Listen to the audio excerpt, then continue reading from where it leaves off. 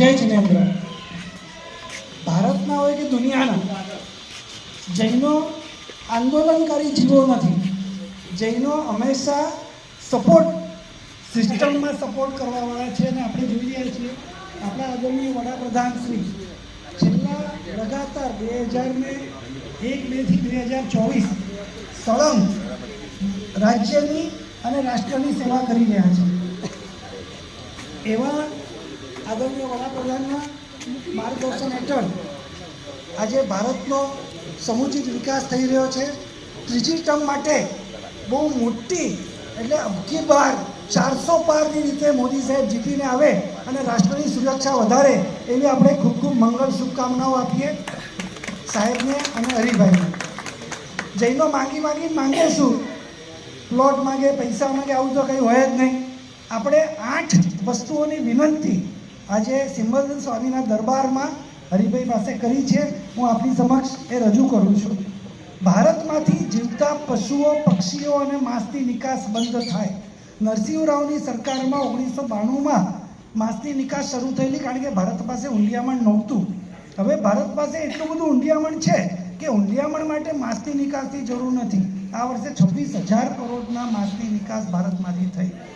તો આપણે હરિભાઈ સાહેબને એટલી જ વિનંતી આજે સિમંદર સ્વામીના દરબારમાં કરી કે આ દેશમાંથી જીવતા પશુ પક્ષી અને માંસની નિકાસ બંધ થાય.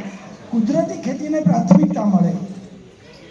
તમામ ગામોની નદી, નાળા અને તળાવો ઊંડા થાય. માત્ર દેશી વૃક્ષોનું જ વૃક્ષારોપણ જંગલ ખાતા દ્વારા થાય. માછીમારીને પ્રોત્સાહિત કરવાનું બંધ થાય. ભારતની તમામ 19,500 ગૌશાળા પાંજરાપોળ છે. એ તમામ મોટા ભાગે દાનથી અને મોટા ભાગે જૈનોના દાનથી ચાલે છે.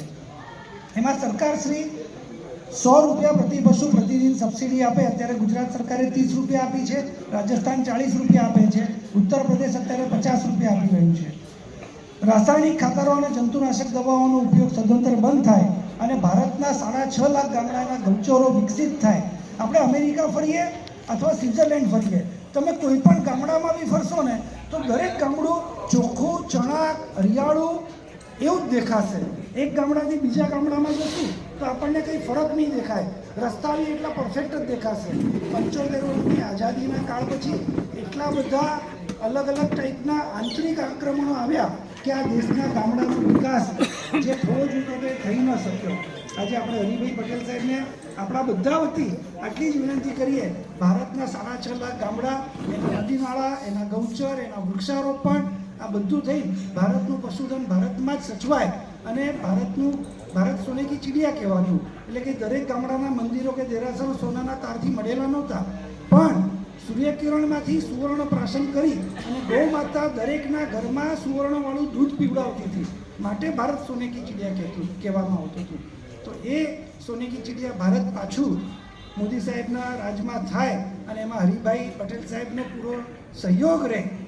હમણાં જ ઇન્ડિયા ટુડેનો કોન્ક્લેવ હતો ત્યારે પેલા પત્રકારે એવું પૂછ્યું, સાહેબ તમે 2024ની 2029ની તૈયારી કરો છો? સાહેબનો જવાબ હતો, હું 2047ની તૈયારી કરું છું. આઝાદીના 100 વર્ષ એ ભારત પાછું સુવર્ણ ભારત થાય એવી શુભકામનાઓ હરિભાઈને આખાય આ પંથકના તમામ જીવદયા પ્રેમીઓથી આપણે ખોબલે આપીએ. 2 લાખ 5 લાખ આવો ફિગર ચાલે છે. હું તો કહું 100% 100% વોટ હરિભાઈ પટેલને મળે અને એના દ્વારા બહુ મોટું કોઈ કામ થાય એવી શુભકામના.